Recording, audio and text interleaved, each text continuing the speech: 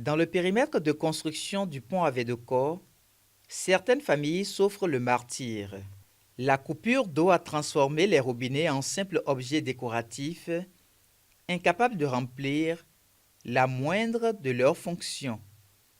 L'eau ne coule quasiment plus, laissant les installations totalement à sec. Ce silence des canalisations révèle surtout une gestion défaillante qui expose les usagers à une précarité inacceptable. Dans toute la zone d'ici, on a un problème d'eau où on ne voit pratiquement pas l'eau. L'eau ne vient pas aussi, Dieu dit Amen que ça venait, ça vient à pas de gouttes, à gouttes d'eau. Et il faut se lever très tôt, 5 heures du matin, pour pouvoir recueillir un peu. À 6 heures, c'est déjà coupé. Toute la journée, vous n'avez pas l'eau. Même ici maintenant, toute la journée d'aujourd'hui, maintenant, jusqu'à l'heure où nous parlons, moi, j'ai pas l'eau. Mais c'est frustrant. Surtout moi, je suis un homme, mais on a des femmes.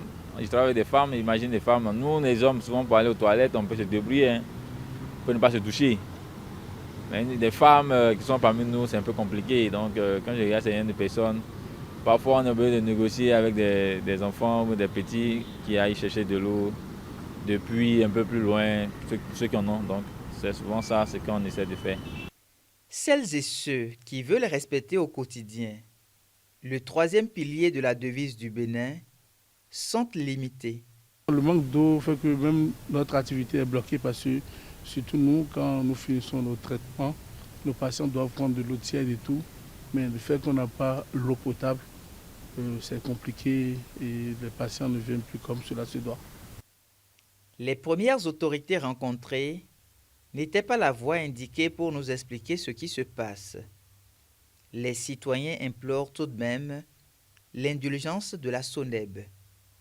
Si ce n'est pas une urgence ou bien c'est une casse et qu'il doit faire des travaux, bon, je pense que si nous avertir un peu à temps, 1 ou 2 jours avant, on va prendre de l'autre de côté.